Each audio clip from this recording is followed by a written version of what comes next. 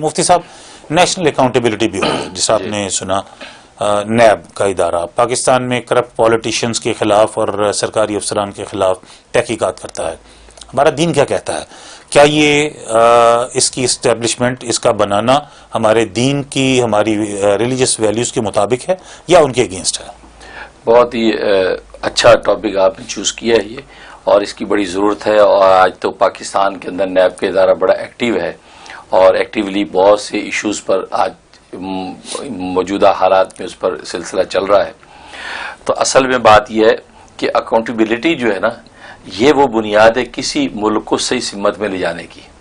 کیونکہ جب اکاؤنٹیبلٹی ختم ہو جاتی ہے یا کچھ ایسے جو حکمران اور کرسی پر آ جائیں کہ جو اکاؤنٹیبلٹی سے بالاتر ہو جائیں، تو بس سمجھیں کہ اسی وقت ملک جو ہے وہ انحطاط اور پستی کا شکار ہوتا ہے.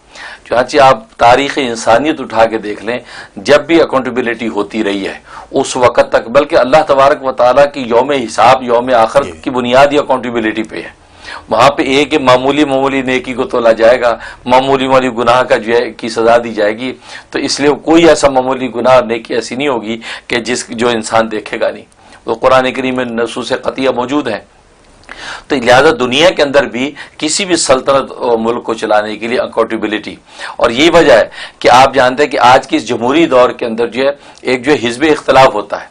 حزب اختلاف جو ہوتی ہے اپوزیشن، وہ کہتے ہیں حزب اختلاف جتنا مضبوط ہوگا وہ اتنا ہی زیادہ ملک ترقی کرتا ہے، کیونکہ حزب اختلاف اکاؤنٹیبلٹی کی بات کرتا ہے.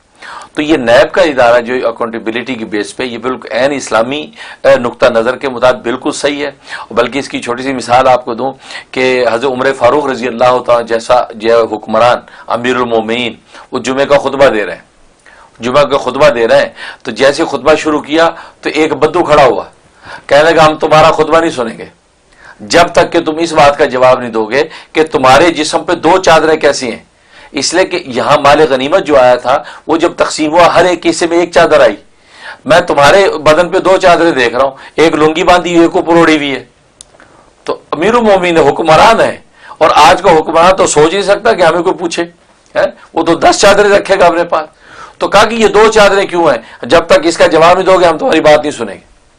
حضرت عمر فاروق رضی اللہ تعالیٰ جیسا دبدبے والا جو ہے وہ حکمران، انہوں نے کہا کہ اس کا جواب میرا بیٹا عبداللہ بن عمر دے گا.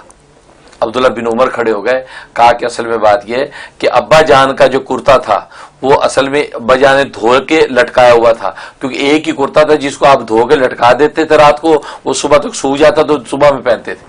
ایک ہی کرتا تھا اس حکمران کا جس کی سلطنت کے سامنے قیصر و کسریٰ کی جو ہے وہ بادشاہوں کے قدم کانپ رہے تھے.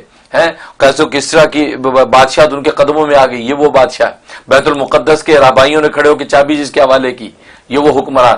تو وہ جناب تو وہ کہہ رہے ہیں کہ وہ کرتا جو ہے چونکہ گیلا رہ گیا اور خطبہ جمعے کا وقت آ گیا تو آپ کیا کریں، تو میری جو چادر میرے حصے میں ملی تھی وہ میں نے ابا کو دے دی ہے. تو انہوں نے وہ چادر اوڑھی ہوئی ہے اور اپنی چادر باندھی ہوئی ہے.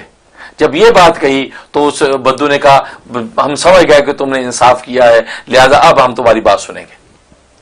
اب یہ اکاؤنٹیبلٹی.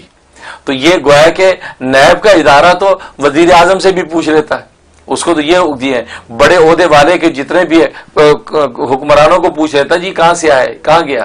تو یہ نیب کا ادارہ سمجھے کہ عمر فاروق رضی اللہ تعالیٰ کی یہ تاریخی مثال ہے. یہ اسی کی گویا کہ ایک تصویر ہو گئی کہ نیب کا ادارہ جو ہے وہ وقت کے حکمران سے بھی پوچھتا ہے، کیونکہ وہ ظاہر ہے عدالت کو جو وہ اطلاع کرتا ہے، چونکہ اس ادارے کا کام انویسٹیگیشن ہے اور جو امپلیمنٹیشن جو ہے وہ کورٹ کا کام ہے. تو سپریم کورٹ کے اندر رپورٹ دیتا ہے، سپریم کورٹ اس کے مطابق آگے فیصلہ کرتی ہے. تو عین اسلامی بنیادوں پر اس کے اندر کوئی مذاکرہ نہیں، ایسے ادارے ہونے چاہیے. اور یہ اکاؤنٹیبلٹی کو جب سامنے رکھیں گے تو انشاءاللہ حکمران بھی وہ فکس ہو کر چلیں گے.